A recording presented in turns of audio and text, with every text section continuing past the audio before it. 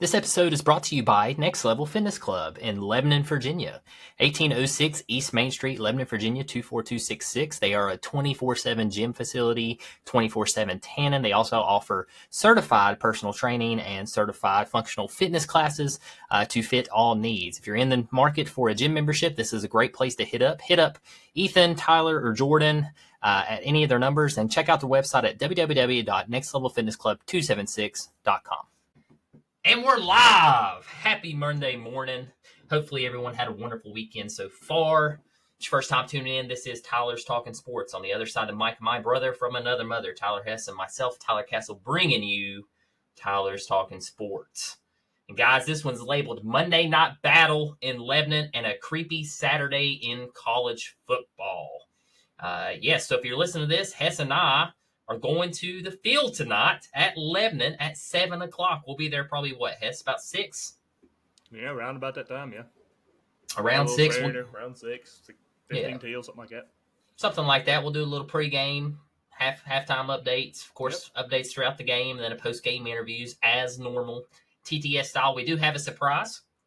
Won't reveal what it is, but there will be something new that Hess and I will have. Yes, there will be something new.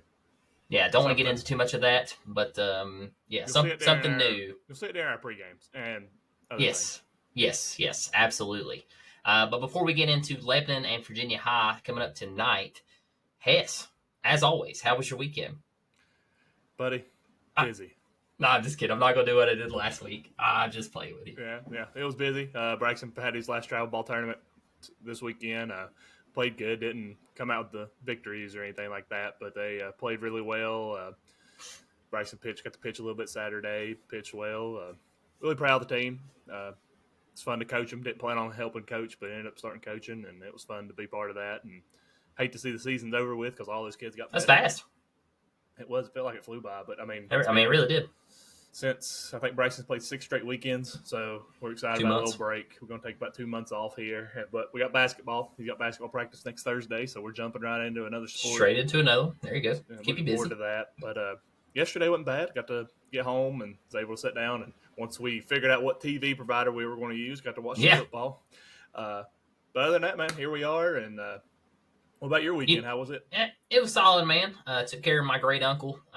Mowed for the last time for him, helped clean up the lawnmowers, did stuff like that. I'm about to mow for the last time. I've been putting it off, though. Yeah, went and picked up a ladder from my dad over at Lowe's. Shout out to Lowe's, great place, great store. Your dad and ladders.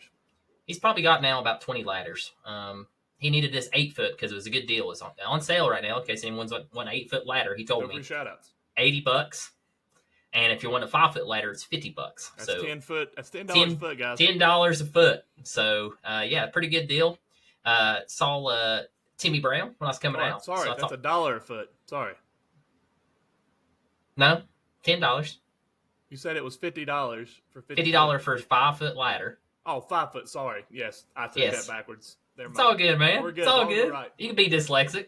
It's all good. It's all good, man. Saint Timmy Brown.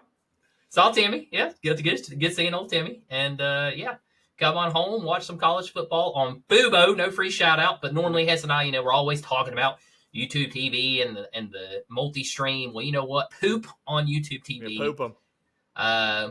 Pretty disappointed in them. I mean, right before college football, I just had paid him to. I told Hess. And so Hess was a gentleman and bought Fubo for us for this month, and we're going to wait it out and see what happens there with YouTube TV and go from there. But we might be switching to Fubo because it might be a better deal all the way around. Yeah, so we'll see what happens. And they have changed their interface in case anyone's wondering. It's a lot easier to use now, a lot cleaner than it used to be for sure. So, no free shout outs to them. We're not sponsored or anything, but just letting you know. Yeah, not yet. Let me specify that.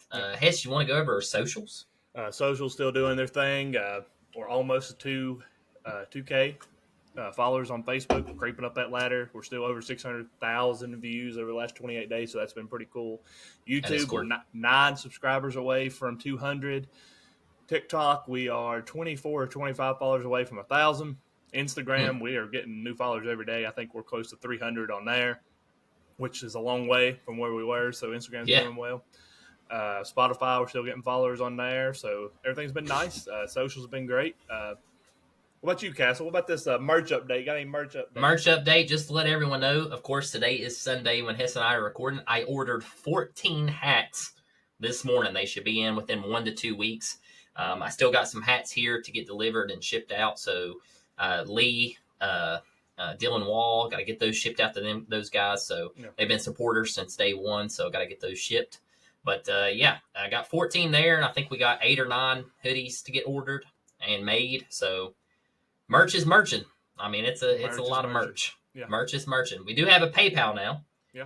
Has set us up a PayPal, so if y'all want to send that money to us on PayPal, just reach out to us. We'll get that information sent over to you as well. Absolutely. Touched on it a little bit, but again, tonight we have a big game, Lebanon versus Virginia High. Both teams coming off a loss, correct? Yes. Yeah, Virginia High to the same team, right? Yeah. To Graham. Yep. Virginia High lost that game, 45-0? 45-0, yeah.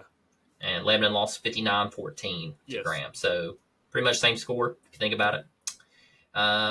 So thoughts on the game, Hess? How you feeling? I know we talked. If y'all tune in, I mean, we went live Thursday night. If y'all want to go back on Facebook, and hear our thoughts on this. But yeah, what's your thoughts on the game here? I feel like this is probably the most even matchup we've seen so far on the football field. I think both these teams are very even. I think the offenses are very similar. The big thing here, though, is wake up over here. I feel like where Lebanon's had their issues so far this year has been on the line, and it's just curious to see how the injuries are going to play out because we know Virginia High's got a pretty decent front four, especially in the O-line. Big thing, though, coming into this is just cut back on turnovers and bonehead penalties. I think some turnovers and just and bonehead penalties is not just like sportsmanlike conduct stuff. I'm talking like not getting the snaps off, play calling issues, stuff like that. Are you going to yell at him and be like, God, bonehead? Is that what you're going to do over on the sidelines? Not my place. But okay. I think Lebanon cuts back on that and stuff like that. I think they can win this game. But also, the other side, I know Virginia High's in kind of the same boat Lebanon's in. I mean, both these teams want to host a playoff game, and winning this game almost 90% chance solidifies that, yeah. Yeah, a home playoff game, and that's what both these programs want. So I think it's going to be an absolute classic at Harry Stewart Field tonight. I think seeing what Lebanon can bring to the field, what Virginia High can bring to the field. Virginia High coming off a bye, so they've really had like 2 full weeks to prepare here. And Lebanon's just taking their time to mend up and get ready to go. They've been on a 4-game road streak. They haven't been home, and I feel like we haven't been at home since like the beginning of the season. It feels like a month. It does. It feels like forever. And it's almost been a month if you think about it. It really has. And I just think this is a good time to have this game at home. I think some home cooking will be good for Lebanon. I'm excited to see what Mike and Toby can make back that connection. Seeing Toby get back up into the 100 yards receiving. Really would like to see Lebanon get that run game going, and really, I want to see them be more run heavy, and I want to see them kind of flip it, be more run heavy, but use the pass on the big plays when they need a big play or a big third down or whatever, and maybe feed off the play action, which I think, and again, I'm not coaching, I think the running game would really help Mike in that pass rush to get a play action in there. Because if Lane's running the ball well, Lemon's running the ball, then we start doing play action. They're going to have to be honest with that run. And I think that will be a big thing, a big key for them. Yeah, it's going to be interesting. Hopefully we see Toby get freed up. We've seen him double teamed past 2 games, really tied him up. I mean, he did get a touchdown at Graham, which was nice to see on a little swing pass. But, it's going to be interesting. If Toby and Mike can get that connection going like we know they can, and they do establish just a little bit of a run game, this thing could be interesting. Absolutely. Could be very interesting. Absolutely.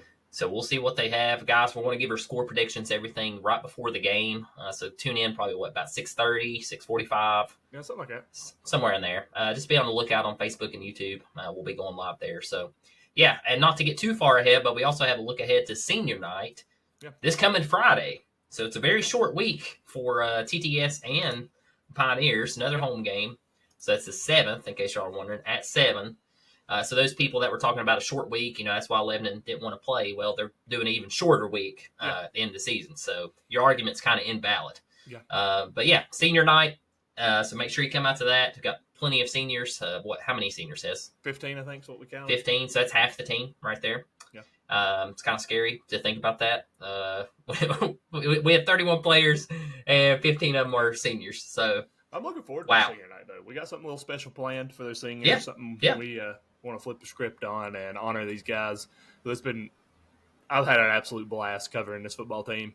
Yeah. And everything. And speaking of that, guys, there's a little teaser video out there on all of our socials of our next chapter and kind of what we've got planned. Not going to officially say what's coming that way, but you can take a hint if you watch that video and figure it out. So we got a lot of big things happening here. Watch till the end. You have to watch till the end. Yeah, I got to watch all the way to the end to figure it out.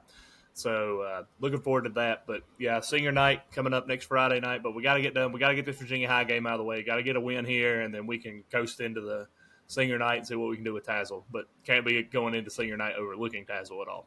I would love, though, to be able to win this game and be able to go into Tazewell with not as much pressure on the Pioneers. Yeah, so that would be interesting. Yes, absolutely. Be interesting. But Hess, college football. Yeah. What a wild weekend again. No, it's nonstop. It's turning into a cluster and dumpster fire. Honestly. For the most part, yeah. It's like every week, who's getting fired, which players are wanting to leave and transfer, which players didn't pall out like they were supposed to, which teams lost again that shouldn't have lost. I got some breaking news from college football. Oh, just right now? Yeah, breaking news just hit. Dylan Raiola out for the year. He suffered a broken fibula during the USC game last night. So Nebraska cannot catch a break. Yep. I just wanted to put that out there before we talk about a fan base that's been let down for years. There you go. Yes. Yeah. Anybody thinks their team's like terrible? Nebraska can't beat a ranked opponent. We'll get into them here in just. I know we got them on the docket today. So yeah, interesting take there. But yeah.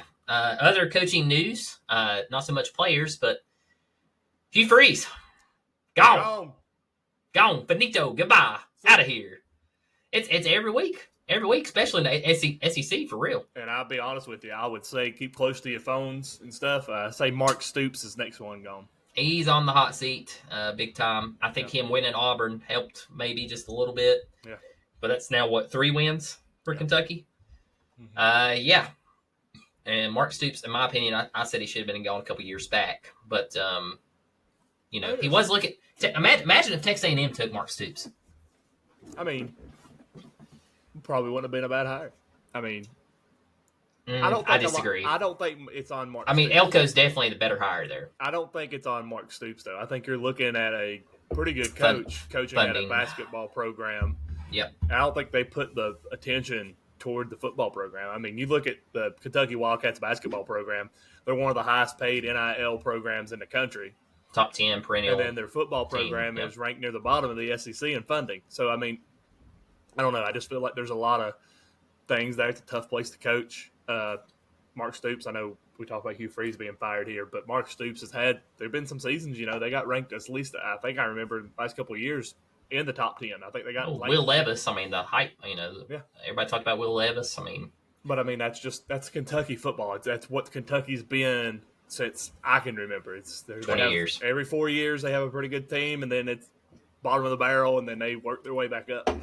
It'd be tough. Be tough to be a fan there. It would be. It'd be tough, but you got your basketball program to lean on. Because they're like, oh, we won so many national championships at Rupp Arena. If you are looking to replace a vehicle for a newer or more reliable vehicle, there is no better person to see than Brian Long at Wallace Imports of Bristol, Tennessee. He puts his customers first and really cares about helping achieve your dreams of a new car. Wallace Import has 3 new car brands in VW, Kia, and Subaru with over 200 pre-owned vehicles. If you're looking for something specific, good chance he has it. Good credit, bad credit, or no credit, he will do everything he can to get you and your family in a newer, more reliable vehicle. Contact him at 540-355-9921 to schedule an appointment or come see him at 320 Volunteer Parkway in Bristol, Tennessee. Let him know that Tyler's sent you. Yeah, Hess likes them Kentucky Wildcat fans. You can tell there. Yeah. Always talking about Rupp. Yeah, the Rupp Arena. It's a nice arena, by the way. Very nice. But I'm curious, though, to see what else happens. Because, I mean, you're getting to a point now where you have some very good jobs open. And it's like, who do all these people get? Because there's not that many coaches out there. Like, I mean, you got an SEC now. Florida, Arkansas, Auburn. 4. Who's the other one? Which other Florida, one am I forgetting? Arkansas, LSU. LSU is the one I didn't say there. Yeah, and Auburn. So 4 SEC openings. Kentucky opening. Very good potential, 75. Drinkowitz is on like everybody's list. Yeah. So you're looking at maybe another opening there. Jeez. Depending on what happens in Knoxville the next couple of weeks, you could be Yeah, seeing for another real. one there. Shane Guys, Beamer. and I'm just going to say something on that. I told Hess that, like, I'm about done picking a team. App State all the way. Yeah. Going with App State. How about that? Shane Beamer's probably in the hot seat with South Carolina. Very well so. Bad season for them. I mean, outside of Georgia. I mean, you could really say every team is in the hot seat besides the guys that are like, top 10. And I mean, that's the thing too. Like Ole Miss, Kiffin's fine there, but if he leaves, then Ole Miss is open. Yeah. So I don't know. It's weird. The only people I think it's safe in the SEC right now that you're not even hearing rumblings about is Kirby and Mike Elko at Texas A&M. Kevin DeBoer now. He's fine. And DeBoer and Mississippi State's head coach. Now remember, week 1 they wanted him gone. Yeah. But he's fine now. But I mean, at Sarkisian, there's rumors him looking toward the NFL. Yep. I mean, everybody's in like. I hate the landscape that it's turned into, and it's going fast too.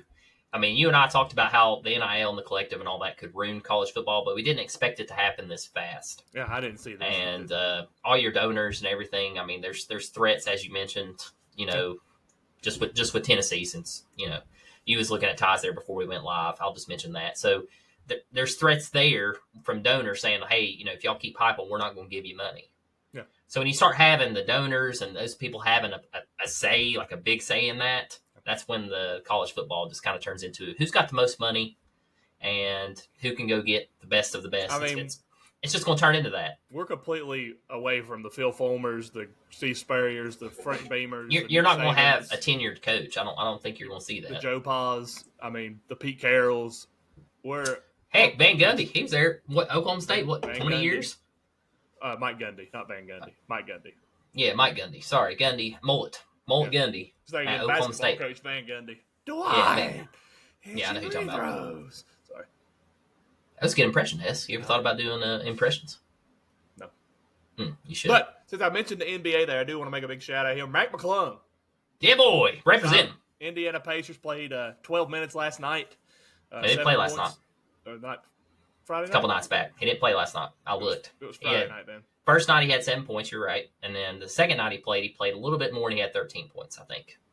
I thought it was the other way. 12 or 13. I thought he had 7. I thought he played 4 minutes, had 4 points, and then he played 12 minutes, had 7 points. No. Here. You know what? Go ahead. Call me out. Get it wrong. I'm going to call you. I'm going to call you out. He didn't play last night, I promise. He had zero minutes. That ain't good. That's fine. Nope. Need a rest.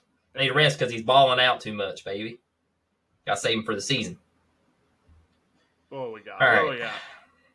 Let's see here. So last night he didn't play. They won finally, 114 to 109. They beat Golden State. Okay. He did not play, 0 minutes. Okay. And then let me pull up their schedule here. Which games you want? I thought it was Friday night that he had 12 minutes, 7 points. Friday night, they lost 108-128 to the Atlanta Hawks. And he played 19 minutes, 12 points, 2 rebounds, 3 steals. Okay. So I was right. And then Wednesday night, he had 7 points probably. That's the one you're thinking of. No. No? He had 7. Yeah. Okay. Wednesday night, played 13 minutes, 7 points, 2 rebounds. Okay. 0 for 2, Hess. A little disappointed. But I got our jerseys on the way. I have ordered 2. I hope you did. Jerseys. I have. I've got them on the way. Got you a medium. I hope you're a medium. Yeah, because you can't wear large because you gotta have a tight shirt. So I got you a medium. I got me an extra large. That's plain joke, Hess. It's a schmedium. Okay. No, I couldn't get that. Did you really get a jersey? Or are you just messing with me? They're coming. You're got you a yellow one and me a blue one. Your voice getting too high. I'll be stoked if you got me a Matt McClung jersey. You'll see. But we'll see if you're lying. How about that? We got off the rails there on Matt McClung. Congratulations. We had to mention that. I'm glad you brought that up early. Yep. We didn't save that for the end. Southwest Virginia, great Gate City alumnus. Still runs the youth camp down there every year, so that's really good to see him finally getting the opportunity in the NBA that he's deserved. Yeah. Happy to see that for Mac. 26 years old, finally. Yep, finally got a 2-year deal, and it's guaranteed NBA, so it ain't a two-way deal like normal. So that's Well, really it's guaranteed. So it's guaranteed till the All-Star break. Yeah. Then they can send him back down if they can. want to. Mm-hmm. If they want to. If they want to. Yeah, but hey, he's got 2 years, so it's fine. It's good. He does have 2 years. Yeah. So, but big question mark on this next question here. Yes, James Franklin. Yeah. That's it. Sorry, I was looking at a message there. It popped up. James Franklin. That's it, guys. Yeah. James Franklin. If you James know that Franklin. name, that's a Blacksburg. quiz. Where'd he coach at? Is he going to Blacksburg? I'm gonna go 80% yes. 80% yes. Yeah, 80%. I'm saying it's a 94% chance. 94% chance of rain that James Franklin goes to Blacksburg. Yep, And it's going to rain down recruits, and the Hokies are coming back. That's what Hess is telling me. I think we're at the point to where he's looking at the contract and he's already signed JAM on the contract. Oh, Jam Miller. Yeah. So my big question, we have Beamer ball. So will this be called Franklin ball? No. James ball. James ball. That sounds hey, it's Franklin. Yeah, Come Franklin. into Blacksburg. Hey. No. Franklin, the turtle. I know who you're talking about. Yeah. Okay. I mean, I was a child once. I felt like you just went away from it right there. Yeah. I had an idea what she's going with. Okay. Phew. Anyway, yeah, James Franklin to Blacksburg. 80% chance, 94% chance. So we're both saying it's a high probability that James Franklin is going to Blacksburg. I'd be shocked if he went anywhere else. For those fans that are, diehard Hokies and you're saying you don't want James Franklin, who do you want? Let me ask that. Shane Beamer. Really? I'm just curious. Maybe they can comment, let us know. Yeah. I'm just curious who because I've seen a lot of hate on that. They're like, if you want the same of the same, and I'm like, I disagree. Yeah. He had one bad season, guys, since 2014.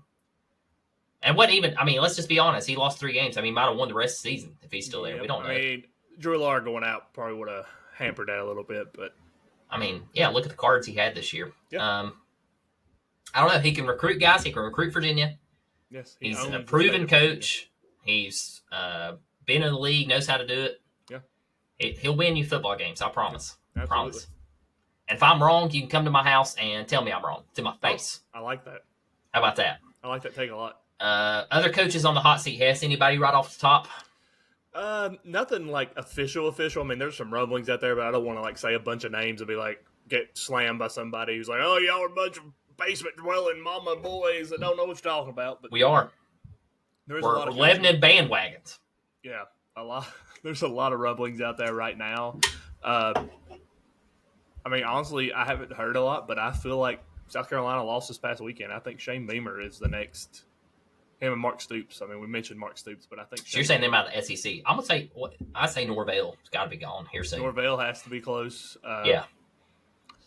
Belichick, I think he's kind of first year hot, but I think it's simmering down a little bit. They've been playing a little bit better ball there in Chapel Hill, so I think that one's simmering down a little bit. Trying to think of some other programs. I mean, right now you don't know. It's almost like it's week to week. Like if you go out and lose, I have no idea. Game, it's just crazy. So it's interesting to see. It's got to be tough too. It's got to be tough on these coaches, right? Yeah. Like if you're thinking about coaching one of these programs, like you really got to take into that all-in equation. Like, hey, if I lose this game, I could be fired tomorrow. Yeah, it has to be in the back of your head. Yeah, like I got to pack up all my stuff, move. Yeah, take my family. Take them wherever we go. Yep. See you. Out of here. Get out of here. Unless you Brian Kelly, go eat some really nice restaurant in Baton Rouge right after you get fired. Why not? Why not, man? Dude got paid. Who cares? Yeah. Yep, doesn't matter. I am hearing a lot of ties, though, that Brian Kelly is the next head coach at Penn State. I've been hearing that's insane. That's insane. I do think that's a mistake. That's just me. But it is what it is. I think it's almost the lateral move, but not as... I like James Franklin better than Brian Kelly, but I think it's almost a lateral move as far as resumes. Yeah, you can't win a big game. No. So, there you go. Yeah. But interesting. We did have some big games this weekend, so I'm glad you said big game. Way to segue into that one. Yeah, boy. First game, this game was a blowout, and then it turned into a close game, and that's the Texas Longhorns hosting the Vanderbilt Commodores. Yeah, Texas escapes again, back-to-back weeks with double overtime or overtime games. Yeah. I think it's just overtime. Sorry. And they about blew this one. Yeah. It they was did. 34-16 at one point, Yeah. and that was like in the fourth. I'm pretty sure, late fourth. maybe beginning of the fourth. Yeah. So I was like, "Oh, that game's over." That's when I was texting you. I was like, Vandy's getting blown out, which they were early, because first play of the game, was a 75-yard pass Right. from Manning.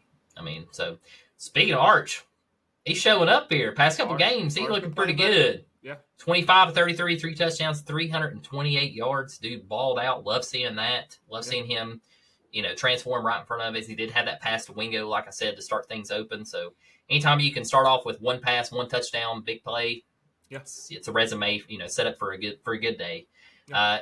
Old Pavia had a pretty good game too. 27-38, 3 touchdowns, 365 yards. He did lead him in rushing as well with 43 yards. So he had 400 total yards on the day. Yeah. Heisman candidate still his? I think Pavia's still up there because, you take him off of this team, I don't see Vandy being what they are. Sometimes it's a one-man wrecking crew with them. The kid plays with so much heart and passion. Like, he is Vanderbilt football. I think he's still up there.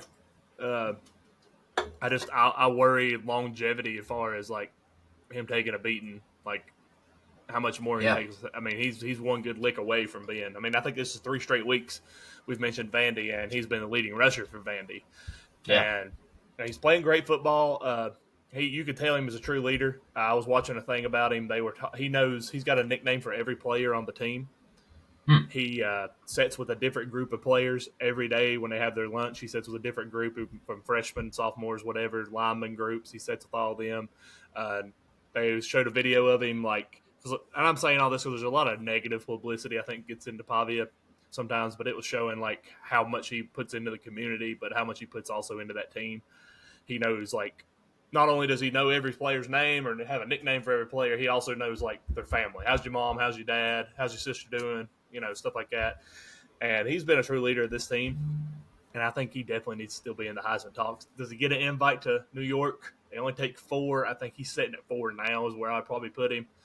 But I don't know. It's going to depend on what else happens there at Vanderbilt throughout the year. Interesting, yeah. His brother could take note. He almost got a fight in the stands at Texas and had to be escorted out. Them Italians. Yeah, something. I don't know. His brother, he's in the news a lot. Yeah, them Italians. I don't know if it's the same brother or not, but yeah. I watched a video on him. I was like, wow, it's pretty classy. Yeah, them Italians, man. That's how they all are. Yeah, a little vocal. I like it. Vocal. I like it. Let me tell you who Pavia reminds me of. I'm going to go Baker Mayfield or Johnny Manziel. Nope. Wow. Short, super strong, stocky. I love how you start off. I like how you start off with short. Yep, short. Thanks, man. I'm average height, but I appreciate it. I know. God. Actually, I barely exceed average on height. God, in case anyone's wondering. I was. How tall are you? 5'9", 5'10" in boots. Yeah, boy. Wear size 12 Crocs. Let's go. Let's go. Size 12. Like that. I'm like that. That was good. I like that one. Yeah. Next I'll game. you can talk about this one. Okay. Next game. Bad deal. Tennessee Vols. Dark mode versus the Oklahoma Sooners. Emotions really high in this game. Heupel with everything he'd done at Oklahoma with the Sooners, winning a Heisman there. He won a national championship there. Everything he's done. This game was in Knoxville. It was dark mode. It was a blackout, attempted blackout. Vols, I don't know. What I've seen from it, guys, I did go to sleep pretty early because we had to be up. We had to be in Johnson City by 8 o'clock this morning, so I went to bed kind of early. But the Vols, they seem sluggish. They seem like they came out sluggish. Defensively, playing pretty well there in the first half from what I remember, from what I watched. Offense, though, it was very conservative. It reminded me a lot of how we've talked about the road Vols. I felt like it was very conservative. The run game has almost became non-existent. Like, we had the big games in a row there with Bishop and everything, and now there's no road game. Joey Aguilar, I feel like what we're seeing is kind of what was happening at App State, where he felt like everything was on his shoulders and he's got to make the play, make the pass. And I think that's why we've seen some of these interceptions of late. I think because there's no run game, the pressure of the Tennessee fan base that's there, because it came in, a lot of people were writing him off. A lot of people didn't believe in what Joey had, but I mean, me and Castle talked about it. We knew what the talent was here, but I feel like he's trying to do too much. And on the other side of the ball, as far as Oklahoma goes, Mateer, he said the finger or the thumb or whatever has not been hurting him, but there was a video before the game on the lineman squeezed his hand. He winced a little bit, so it's still bothering him. But Oklahoma did just enough in this game. Did just enough to win this game. There was some crucial play calls on the Tennessee side that didn't go the way they probably should have went, but Oklahoma capitalized and did what they had to do. Venables coached a very good game, kept them in check. But, I mean, Joey still finished with 393 yards passing on 29 for 45, which I don't like seeing 45 pass attempts. And then you look at the rush side of it, Bishop had 12 carries for 38 yards. I like the more no run game, no line. We had no line in this game. Yeah. Aguilar got sacked 3 times in the first half. And that's what's crazy and they had the sack fumble touchdown. So the Arkansas game, coming into that game, Tennessee had given up the least amount of sacks of any team in the country. Yeah, just fell apart. The Arkansas game, they gave up 3 or 4 in that game, and since then, Joey's been taking hits and hits and hits. So I don't really know what's been seen in film on the line side of things, but definitely been a change-up, and it's affected not only the pass game, but it's also affected the run game. Yeah, I don't know. They just they beat themselves. I mean, they dominated that first half, and they trailed 16-10 going into half. Just because, they had 3 turnovers in the first half and just terrible, play calls. And then you had a crucial 4th and 1 there. You run a tight end screen over to the right. You had the right side lined up, looking like he's going to run the ball. You had 2 tight ends set. You had Kitzelman in there. Definitely he's going to block. He's a senior leader, huge option to go with to block. Absolutely. Hand the ball off to Bishop. I understand he only had 38 yards, but Bishop's a workhorse when it needs to happen. And we ran the tight end screen pass over on the right, hit him right in the helmet, bounced off. That was a crucial. He's a freshman, Vandergriff, freshman too. I don't know why in the world he's caught 2 passes all year. I don't know why in the world you go to him as that option. Right. That's big shoes to fill. Big moment. Big huge moment. That could have been a momentum shift. And Tennessee found a way to lose. They did the same thing against Georgia. Really, say to Alabama too. The 99-yard interception there flipped the whole game. So you could look at that one too. But really, the two that they should have won, they should have beat Georgia. They should have beat Oklahoma. If you didn't know, right? If you didn't know the final score of this game, you just looked at stats, you'd be like, "Oh, Tennessee won that game, no problem." Yeah, my thing is too, and I'll play devil's advocate here. You lost to Georgia. You lost the Bama game, but you're one big play in the Mississippi State game away from losing that game. That's true. And you're probably 2 plays away in the Arkansas game to losing that game. So easily, Tennessee right now could be a 4 or 5 loss team, depending on how the ball bounces in some of them games that were closer to end up winning. I don't know. I know a lot of people on here that listen and people on social media are blaming Heupel, but I think the biggest disappointment this year for me personally has been Tim Banks in that defense. Yeah, defense I know there's injuries, but if you look at the recruiting class and the transfers they brought in, it should have been next man up kind of thing. Boo Carter out there screaming for more money and all this stuff, threatening to hold out, threatening to transfer. He ain't doing anything. He ain't done nothing but muff a punt earlier in the season. That's one thing I remember with him. Yep. But just some of the stuff that's been going on. Best players on that defense probably Rodney Hood and then Arian Carter. Yeah, he's leading the team in tackles, and then Josephs. He's pretty solid. Yeah. So you got some dogs out there, but I don't know. Tim Banks. I don't know. It's not the same defense. To me, that's the problem. Hang on, I want to make a point there before you get into that. Every year, it feels like either Tennessee, when we had Hendon Hooker, great offense, mid defense. Then you turn it around. You go with Milton. You had Joe Milton next. It's kind of mid on both sides. You kind of had a little bit of an offense. He overthrew the ball, but a pretty solid defense. Then you go with Nico. Terrible offense, amazing defense, elite defense. Then you get this year. You got another Hendon Hooker year, mid defense. It's like if they never can get it just balanced. Right. If you just have both that are good. I think it's more of a coordinator problem. I'm not impressed with Hazel, whatever his name is. Joey Hazel. Joey Hazel. I think Heupel needs to get rid of the Sooners and his buddies and some of this coaching staff. I think he's had to make the hard decisions. Halsey, sorry. Joey Halsey. Whatever his name is. I think he's Hazel. Sorry. I think he was right. No. I think it's Halsey. Halsey. I think it's said the way you just said it. Okay. Halsey. Halsey. Nope, it ain't Halsey. It's not. Are you positive? He played quarterback at Oklahoma. You sure it's Hasley? Yeah, I'm about positive it is. Well, Halsey, it's just like it doesn't matter. It don't matter. They lost. Okay? Yeah. They found a way to lose. That's the problem with this Tennessee. That's the problem I have. And guys, I told Hess this. I fell asleep. I never fall asleep in a Tennessee game. I don't know. Didn't care. Yeah. Didn't care. I was like, they're going to find a way to lose. I'm going to bed before I get mad so I can't go to sleep. So that's what I did. Before we move on to the next one, is Hypo a gallon of milk? Has it got an expiration date on it? Not yet. Okay. I mean, here's the thing. You got New Mexico, should be a win. Then you go to Florida, haven't won there in 20 plus years. So what's it matter if you lose? If you lose, you lose. You've been doing it for 20 years. What's it matter now, right? Well, it'd be nice to win that game. It'd help them out to end that streak, right? If you lose to Florida. To end the Rose Bowl streak in the swamp. Be nice to end that streak this year. And then you got Vandy at home at the end of the year. You can't. If you're a Tennessee fan, you can't lose to Vandy. That's that's just a big no-no. If you lose, it'd be like to Georgia Florida, losing to Auburn. Okay. Yeah. So you need to win out if you're Heupel here, and that's just coming from me because I know. This episode is brought to you by Little's Lawn Care. Little's Lawn Care is the all-you-need lawn care people. You need your yard mowed. You need your leaves blowed out of your yard. You need your gutters cleaned out. Contact Little's Lawn Care at 276-698-5104. Again, that number is 276-698-5104. You can text them and you can call him. His name is Brandon Little. He's an incredible person. And be sure you let him know that Tyler sent you. How crazy this fan base is. Right. If they lose to Florida and then they lose to Vandy, end up losing 5 games on the season, Heupel's on the hot seat. Okay. And that's crazy to even think about.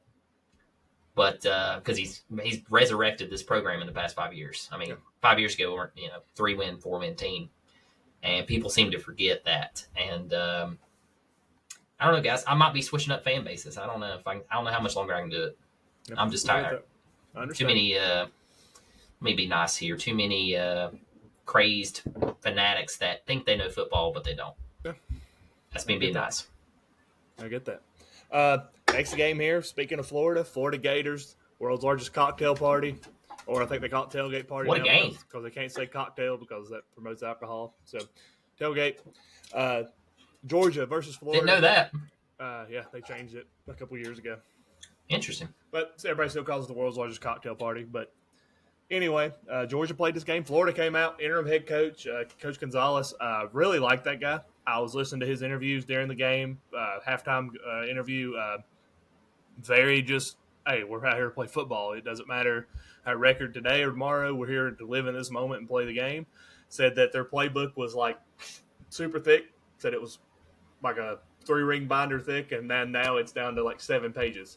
So simplified the playbook, and it showed. Florida came out very inspired, playing very good football. We said it all year. Florida's got some of the best talent in the country. They really do. They just wasn't putting it together, and they gave Georgia everything they could handle in this game. It was just, I think at the end. They found a way to lose. I think at the end in that fourth quarter, I think coaching experience kind of got the best of Florida there. And because Florida probably should have won this game as well. They went for it on 4th and 1 in case people don't know, and Georgia stuffed them.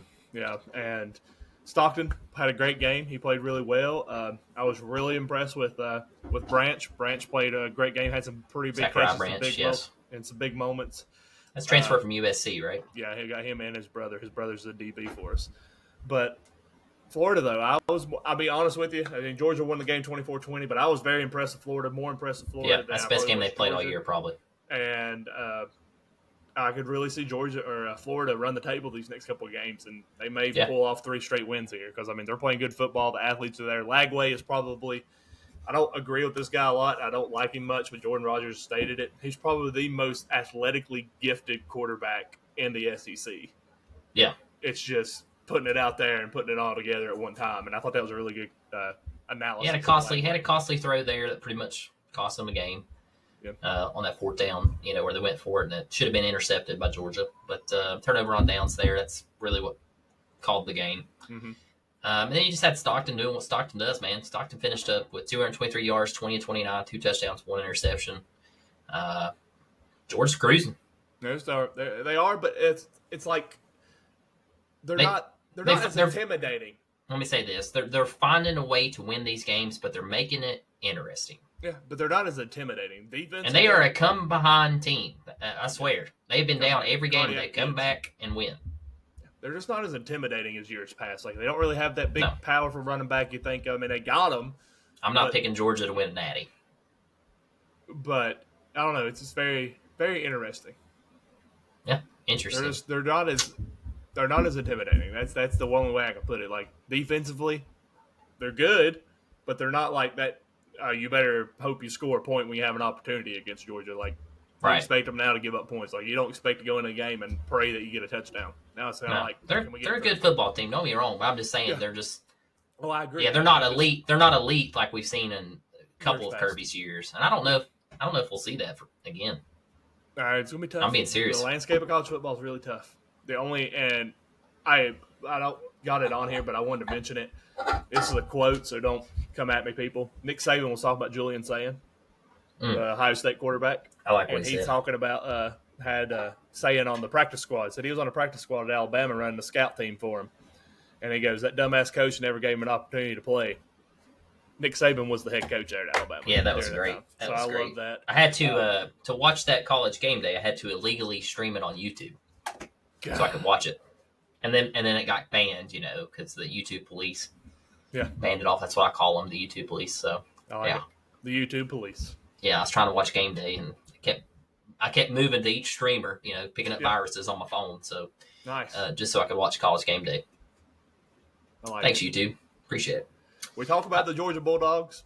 Now we're going to Yeah. talk about their neighbors in Atlanta, the Georgia Tech Yellow Jackets, having one of the best seasons they've had in program history.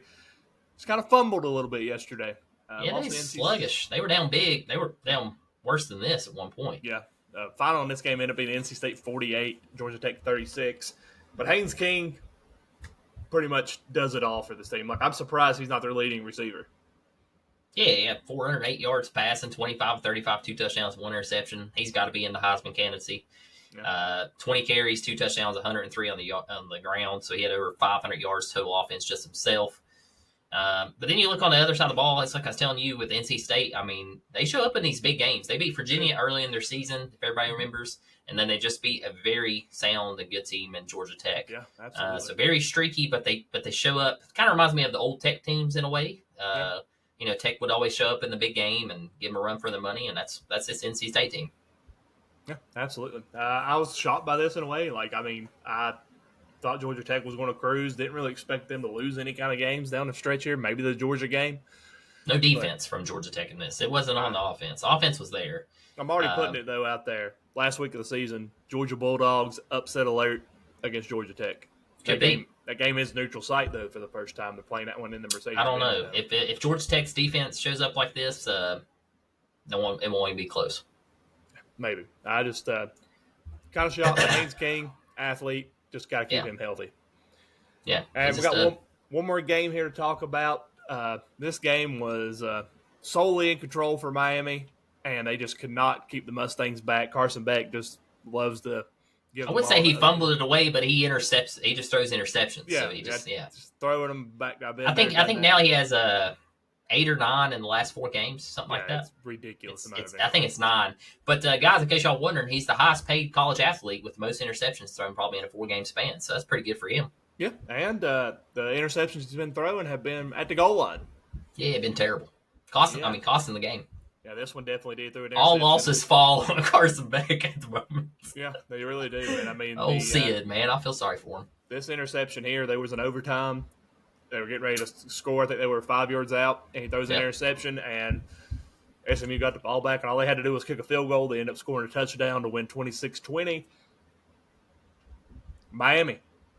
What's your thoughts on the Miami program? At one point, we were This is typical Miami. This is what they became. They've been posers since 2001, Woo! 2002.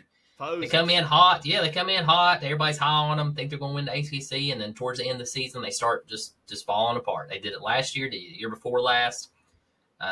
Yeah, they're posers. SMU, keep an eye on them. Yeah, They're pretty good in ACC. Yeah, pretty good. Jennings had a great game, 365 yards passing, 29-44, 1 touchdown. No rush game for them though. Yeah. They Yeah. did sign their coach to a 3-year extension on Friday night, so that was big coming into this game. It don't mean nothing.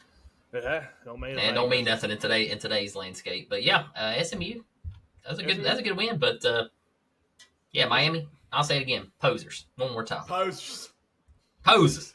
After all that, guys, you do have a new AP poll that dropped. Looking at it, still the same 1-2 teams. Ohio State, they probably most quiet number one team I have ever. They're good.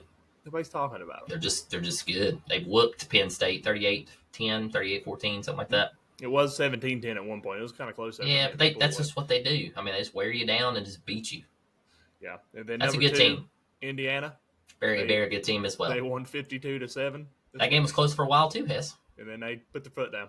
They put the foot down. That's what they do. Spaghetti, they interviewed him in the second quarter, and he was like, "We need to complete passes. We need to hit the ball carrier, and we need to." It was like 6-3 or something like that. Yeah. And then the very next play was an interception, pick 6. Yeah. That's when they just took off from there. Yep. And right now we're shaping up for an Ohio State Indiana Big Ten championship game. I think that'll be one heck of a. I honestly think they got the 1 and 2 right. Yeah. I really do. Number 3, cracking on and moving on up quietly. Texas A&M and Malachi Reed. That's pretty neat to see that. Then you got Alabama, who is just. You don't want to say Malichi? No. Alabama just been on a ladder since the Florida State game, and they just every week they just move up another couple spots up to 4th. Georgia has solidified the 5th hole, and then Oregon 6th, Ole Miss 7. Welcome to the top 10. BYU up to 8th. Texas Tech 9. Notre Dame back in the top 10. They're at 10. Then you got Oklahoma after the Tennessee win at 11. Virginia up to 12. Texas up to 13. Louisville had a tough game with the Hokies there for a while. That game was close for a little while. They were down at half. Yep. Yeah. What happened there? 21 unanswered by Louisville. Yep. Louisville second half dominance. Vandy falls from 9th to 15th. Georgia Tech falls from 6th to 16th. Utah 17th. Miami falls from wherever the heck they were at to 18th because they are posers. Missouri 19th. USC 20th. I'm gonna get some hate on that. You're going to get on that. Michigan 21st. Memphis showing they're the best, trying to be the best team in the state of Tennessee. 22nd. Yeah. Tennessee falls to 23rd. Washington cracks the top 25. 24th. And Cincinnati rounds out your top 25. I like that Washington there at 24. That's nice. Yeah. That's a quiet team, too. Yep. Yeah, they pretty played good. Ohio State really well. They did. But yeah, guys, that's all we got for you. We got a very busy week here at TTS. We got football tonight at Harry Stewart Field, so be sure y'all get there, pack the house. I know a lot of people's got to work, stuff like that, but try to be there, pack it up. Tune in if not. Yeah, we got you covered on Facebook and everything. Then Friday night we'll be back at Harry Stewart Field for the Tazewell game. And then we got some announcements probably coming this week, so that's going to be fun, so stay close to us. We appreciate everybody. Hope you guys have a great week. We'll see y'all tonight. See you tonight.